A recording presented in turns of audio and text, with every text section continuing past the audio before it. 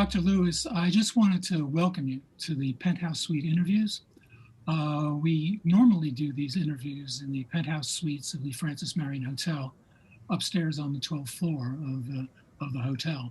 And unfortunately, we were unable to do that this year. It's a whole lot more fun doing the interviews up in the Penthouse Suites than it is on a Zoom meeting, but for obvious reasons, we've had to do everything via Zoom. And it has worked out, it has actually worked out very well. And I'm hoping that, and thinking that this interview will work out just as well. I want to thank you for agreeing to participate in the Zoom interview. It's not sometimes the easiest thing to do, so we appreciate you being willing to take the time out and do it. And I'd be remiss if I didn't thank you for a really excellent keynote at the conference.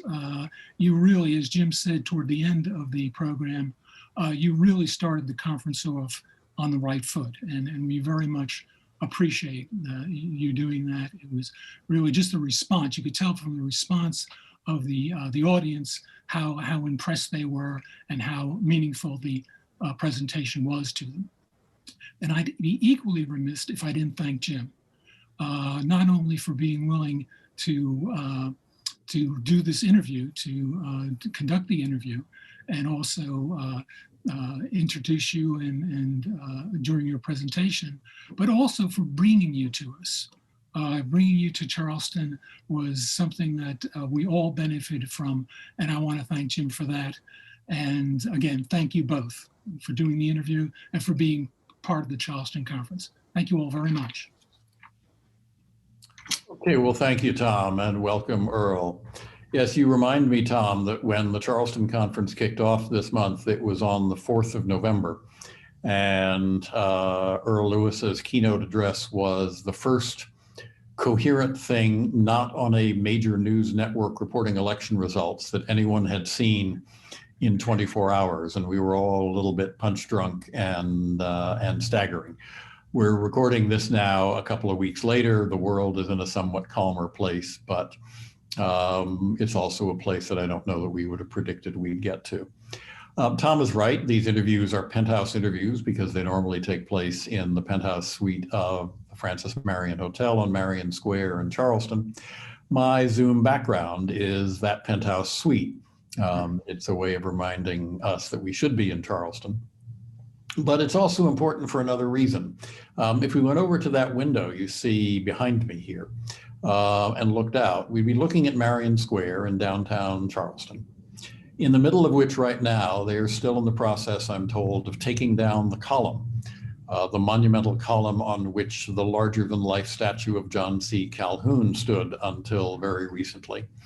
And by the luck of the geography, if you looked straight on past the Calhoun pillar, another couple of hundred yards, you come to the spire of Mother Emanuel Church, a historic place of great importance even before the terrible tragedy of a few years ago. The Francis Marion and Charleston make a good place to reflect on where we are and where we're going in America, from being a capital of the slave trade to being a cultural capital and the city where Boeing 787s are built. Not sure John C. Calhoun would have been ready for that. So I thought we'd spend some time today, and I should thank Earl as well for joining us, talking about some of the themes that he raised and some of the themes of this moment. The theme of his talk was what it's like leading in a time like this, and he spoke about communities of grace. I did want to start, though, Earl, because this is a library conference, after all, that you've been speaking to, by getting you to reflect on some early library experience. When did libraries get you? You're a professor of history, distinguished professor of American history. You've done time with our tribe. Where'd we hook you? What was it like? So, thinking back to my childhood, so I'm a native Virginian, born in Norfolk, Virginia, and grew up in the Norfolk area. And I tell my students often, I was born just in time for Brown 2. So I was born in 55, where the country given orders from the Supreme Court to integrate with all deliberate speed in Virginia and across the South. That took about 15, 16 years. And so my experience with libraries, I can remember is two. One was in the small, modestly resourced library at our public school, which was all Black elementary school, Crestwood Elementary School in Chesapeake, Virginia. And then the second one was the downtown public library in Norfolk, because the downtown library had books that we certainly couldn't get at school, we didn't have at home.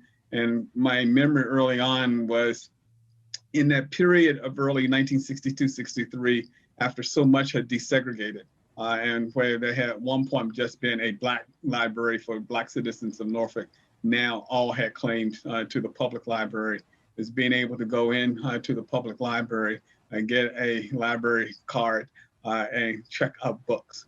I would come back to that library over and over again as I made my way through junior high school and into high school to tap into the resources. And lo and behold, when I went to write my dissertation, which actually focused on Blacks in Norfolk, Virginia, I spent days hidden away in that same library, looking at resources that I had not imagined as a kid, but I felt in some ways I had come by that time full circle from the kid who checked out libraries after desegregation was possible to the young scholar who was now making use of the archives to write his first book. Interesting. I've never thought of using a metaphor of a swimming pool for a library, but it really is the case that there's a shallow end where the kids can go in, but exactly. There's a deep end down at the other side, and maybe the right metaphor is the swimming pool opens into a mighty river which leads out into an ocean, and you can get sucked down that way if you want to. But coming in the shallow end is worth doing. And in some ways, I mean, Jim, you sort of think back as a kid, at least growing up in the segregated South, the library, even in a city that was still segregated, became a more desegregated space. And because it was a public library, and once the barriers were removed, it's funny, I thought back years later to my mother, and I never got to ask her this question. But in the early 60s, right after the sit-ins in North Carolina, Virginia, and elsewhere, my mom would take me and my brother, we were both kids, my father had died, and my grandmother, and would go downtown to Norfolk to shop. And sometimes they would go into the big department store, what was called Allshaw's, and they wouldn't try anything on, but they would touch it.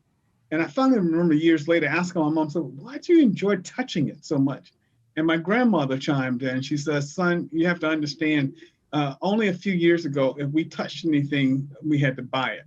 And now we get to go and touch it with actually pure delight and put it back on the shelf and not have to worry about someone saying to us, you've touched it, it's yours.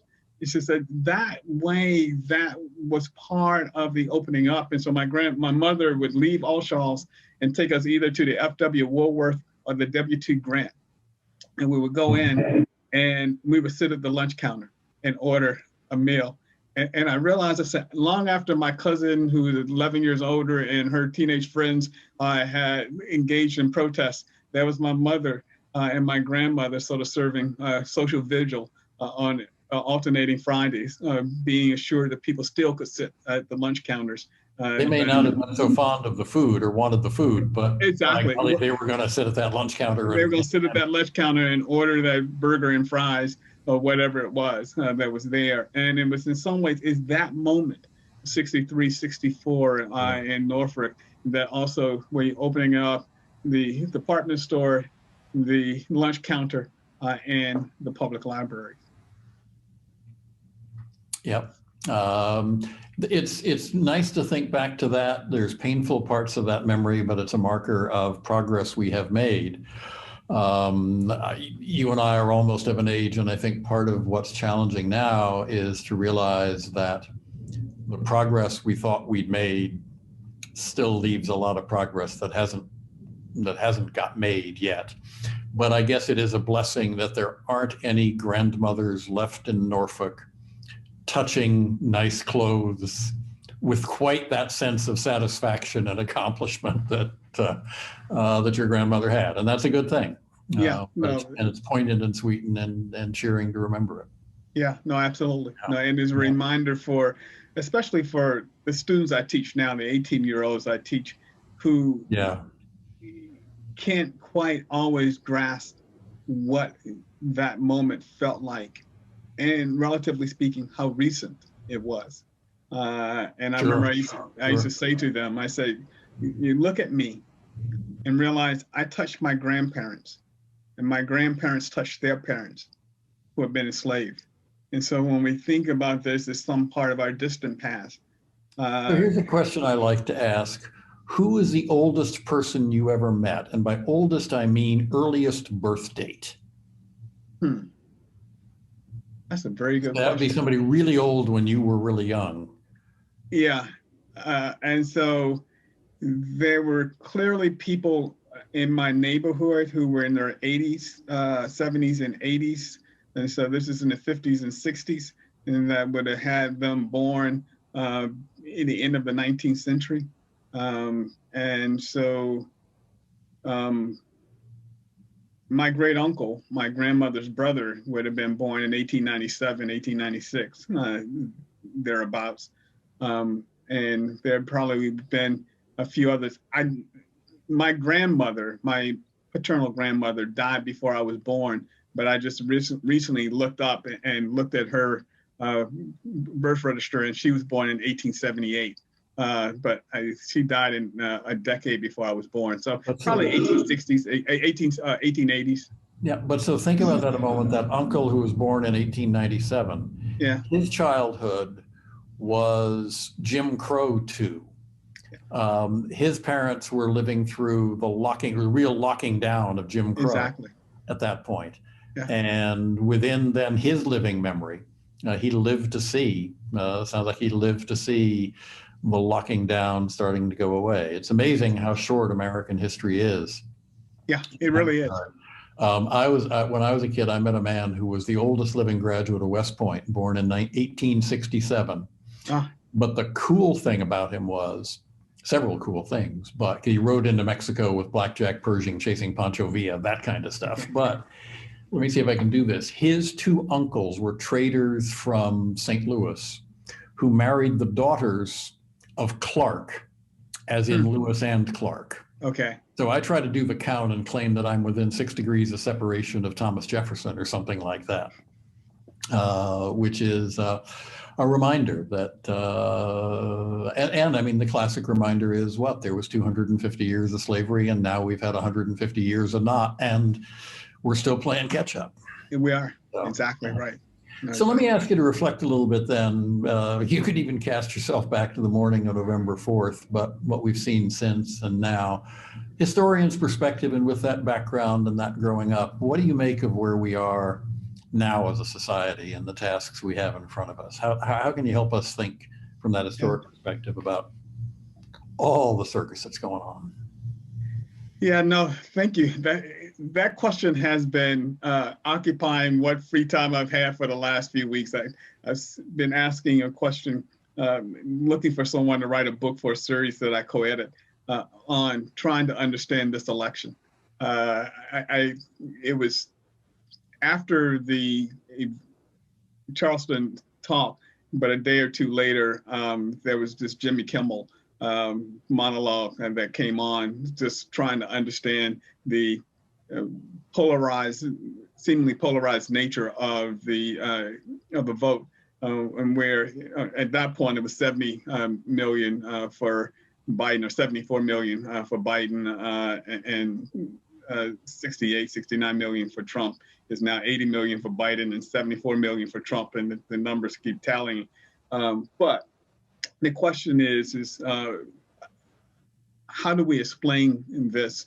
Because clearly there's the conservative economist Thomas Sowell wrote a book in the 1980s called A Conflict of Visions, and where he talked about the two impulses that seemingly drive American life.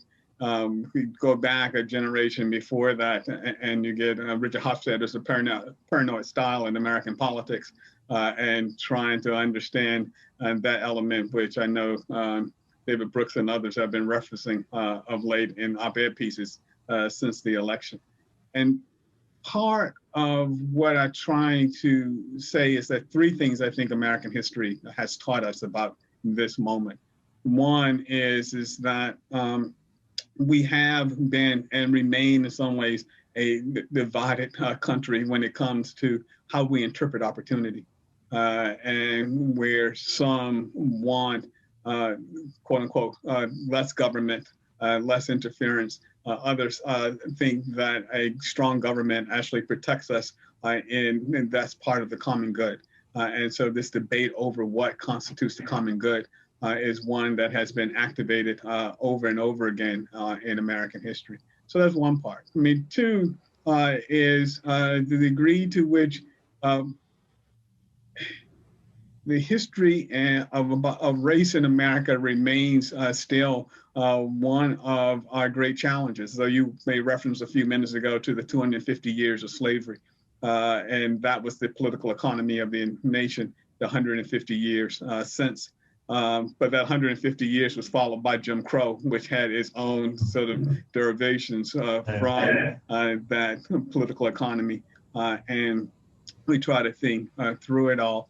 And at the same time, we overlay that with the industrial order and the decline of the industrial order and the replacement by what some refer to as a sort of neoliberal moment. All of those things suggest to me that it's not the only variable, but it is a variable that we need to actually understand is the ways in which race can be activated, and it can come out in peculiar kind of ways. I have argued in private, so now I'm about to do it in public. I've been arguing in private for about 4 or 5 years that someone will ask and should ask the question whether the Trump era actually has its roots actually in a performative minstrelsy that has deep roots in the American imagination. And minstrelsy was not originally racialized. It became more so in the United States in the 18th and 19th centuries, but it was about mimicry. It was about exaggeration. It was about sexual innuendo and put down and a whole range of other things. There's a way in which Trump performed it, using that element of racial suggestion that became more pronounced in the late 19th and early 20th century. I mean, as I said to some, he updated the blackface with orange face with the sort of the tan. But if you go back and look in the early days of his presidency, there's a way in which even that, I happened to hold up 2 pictures of a minstrel who was blackface except for the eyes and the lips, and so there's this way in which there was a subtle reference to race without even calling it out. It's modernized in a way, and that I think warrants, I could be crazy and way off base, but warrants some interrogation. The ways in which you actually mobilize symbols and tropes consciously or unconsciously, but they still penetrate because they have other reference points that are there embedded in history.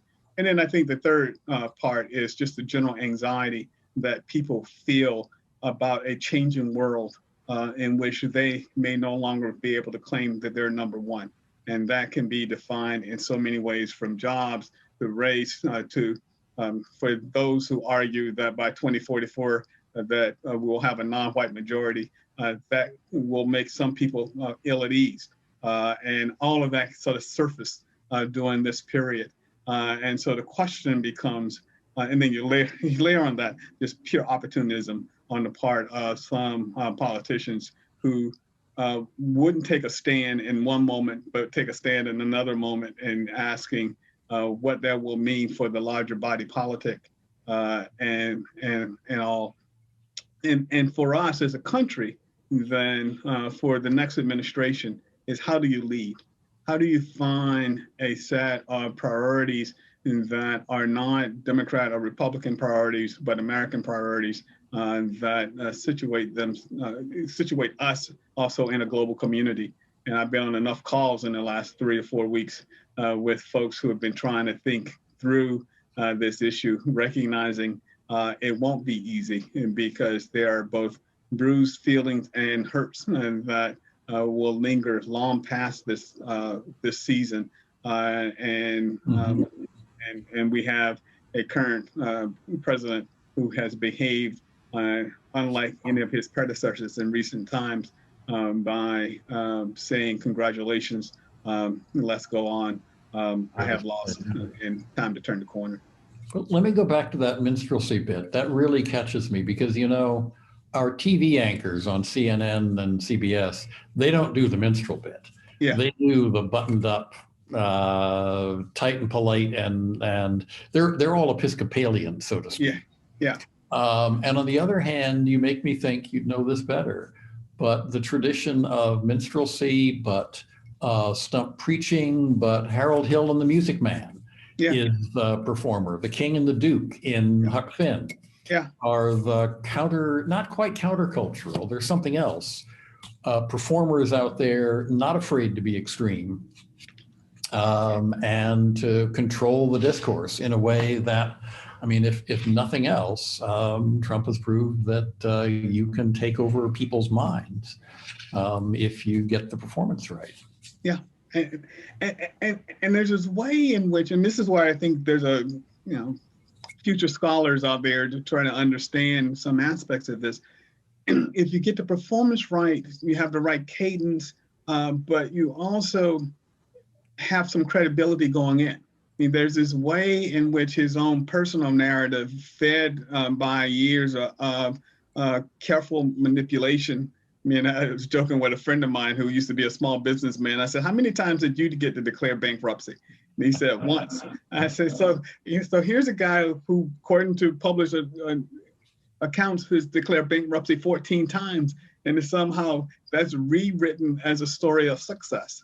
Whereas for most Americans, that would be defined as, oh God, I won't declare bankruptcy how many times? No, I'm not going to bank on him to tell the story. And so that's fascinating to me, that you can take that story and change it into a success narrative rather than a failure narrative.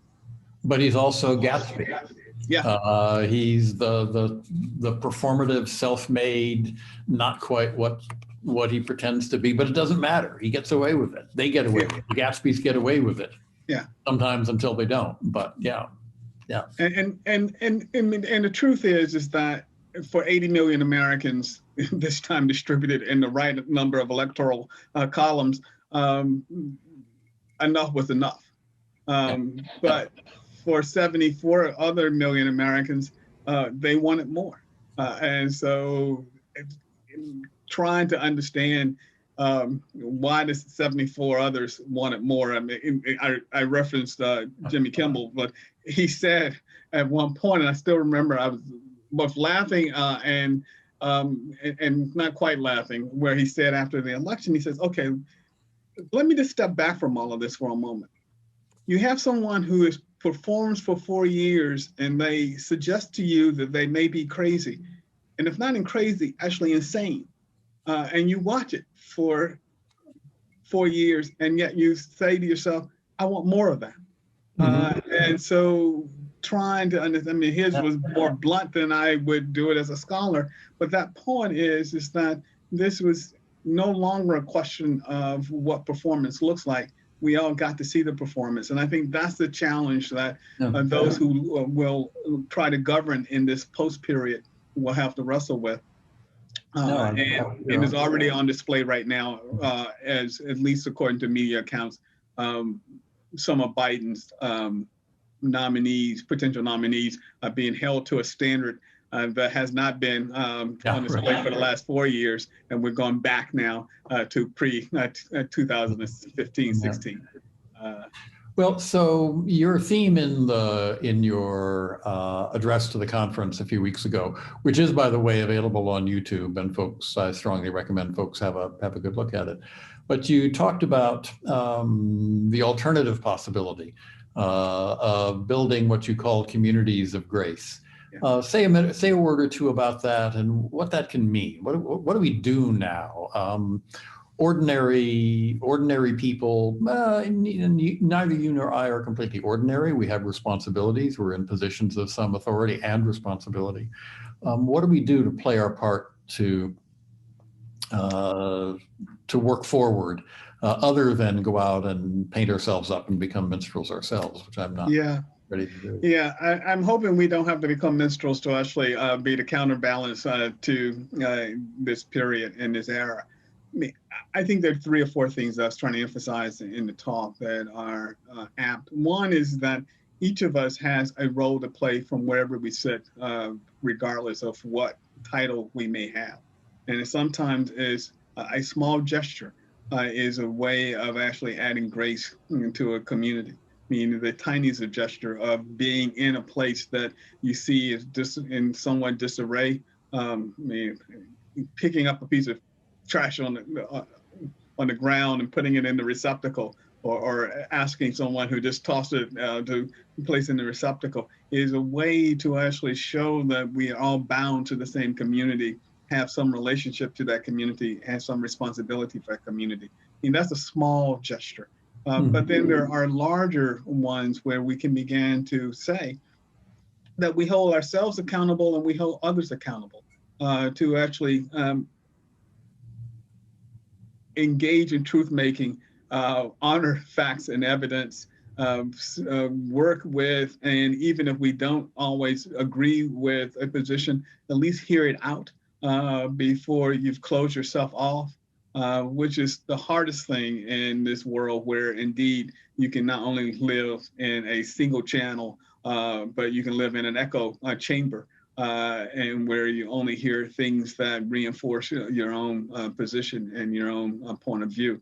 I take solace in realizing that, at least according to the most recent poll data, it's still the case that more Americans favor public media over all other forms of media, for at least giving them a fair and balanced accounting of the world. That means then, in a community of grace, you're making sure that you're supporting your public media channels, because that in some communities, they're the only ones actually doing local news. And that's true here in Ann Arbor. Really, the only local news is coming from WEMU at Eastern Michigan University. The major newspaper no longer exists. And so that's a way of engaging in grace. And then the last one is sort of at a larger order, is actually then thinking about the ways in which one organizes oneself as members of a larger civic enterprise. So are you willing to write your congressman or woman? Are you willing to show up at a city council meeting? Are you willing to, if you have a faith tradition, to actually work with that faith tradition to move an agenda forward? Are you willing, and you sort of fill in the blank after that, you sort of a next order of engagement. I think those were the themes I was trying to emphasize for the talk, and it was suggesting that the library world and the publishing world, which is sometimes connected, all have a role to play there, from the making sure access to materials, thinking of my 7-year-old self in Norfolk, Virginia, trying to come in to the public library and getting a book, and making sure that that children's section is reflective of the community in which it is located, created for me a space where I thought I could go. What's today's version of that? Well, go back to that. From your description, there were probably people in that public library who saw little Earl Lewis coming in, and they sniffed a little bit. They raised an eyebrow, whatever.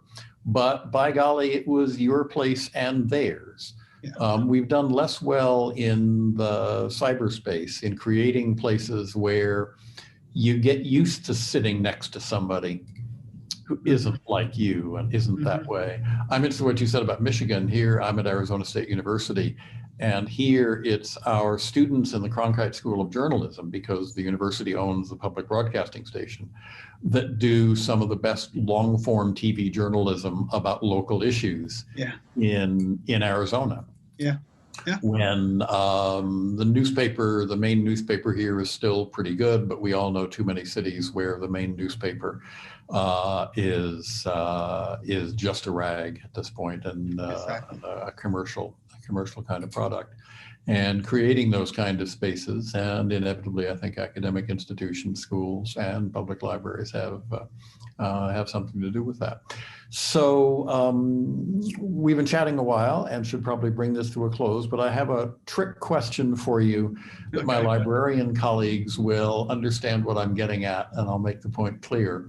To pull first full circle on this, when was the last time you were in a library, Mr. Lewis? That is a very good question. So the last time would have been last fall semester that I was in a library. Fall of 19? Fall of 19. Yeah. Okay. Well, You're yeah. wrong. Well, okay. I should take that back. I mean, that is, I was physically in the library. I've been digitally in the library. Okay. Buddy.